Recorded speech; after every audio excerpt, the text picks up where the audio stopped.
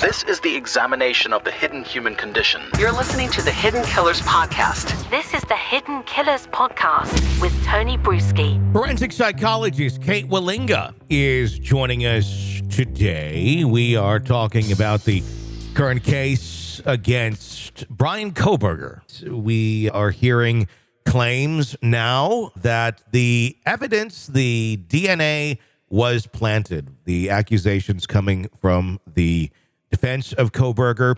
I guess my question to you is, do you feel like any of this has any legs, or is this just a continuation of let's see what sticks?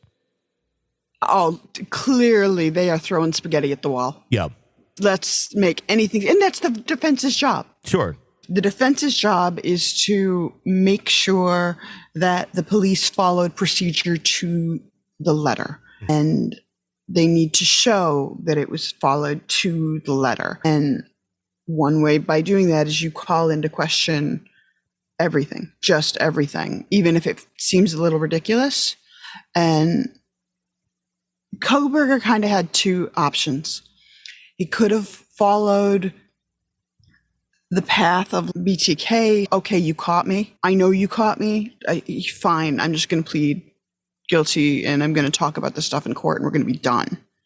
He could have done that, but why would he? He doesn't have any family or standing in the community to speak of, and he thinks he's smarter than police, and this is a game to him. And why would he want the game to end early? Like, I think this is a guy who is going to want this to go into extra innings. Very much seems like that. Yesterday, or the other day, I should say, was the deadline for him to produce an alibi for this case. He did not. All we heard was just the day before the accusations that evidence was planted. What does it mean that he did not produce any sort of alibi by the court's deadline? He doesn't have one. Other than the obvious. If you're willing to kill 4 people by stabbing, which is incredibly personal and up close and intense, you've already got a shaky sense of morality. Yes, duh. I acknowledge that that's not a super deep, insightful statement, but tell me more, Kate. I know, right? But the reality is, if you're willing to do that, then lying about an alibi is nothing. It's no big. Yeah. He's just going to say whatever he can say to make this last as long as it can last. He's hoping that, because he does have some supporters out there, not a ton, but he does have some supporters. Mm-hmm.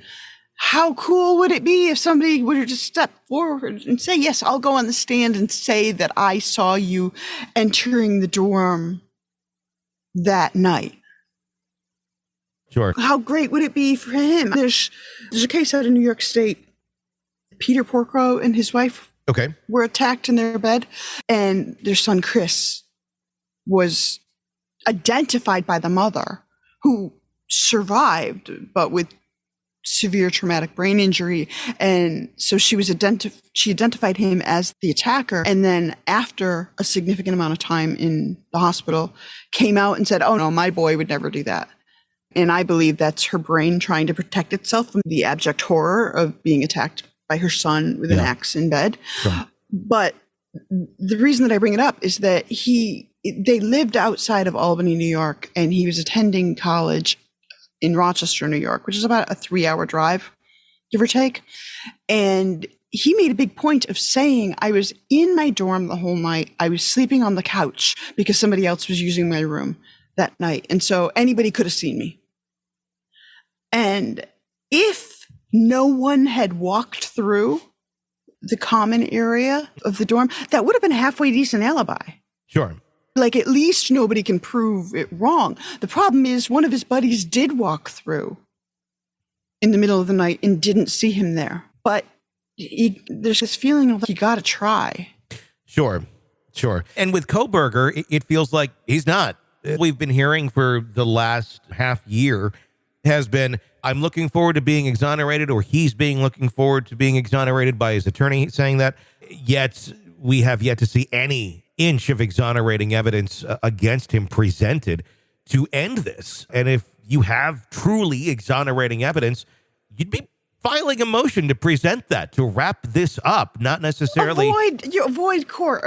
Yeah. What I'm fascinated by, honestly, in that case, is that I've been super aware of the fact that with all of the press conferences and so on, all of the motions in court, they're not letting him speak.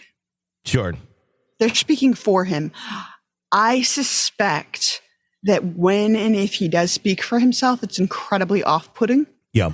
And unemotional and with a pretty impressive lack of empathy for other human beings and to know how to speak and not to speak about violence and things like that.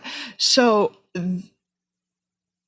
his lawyers are doing what they can. They're flailing. They're throwing the spaghetti at the wall and saying, let's see what sticks.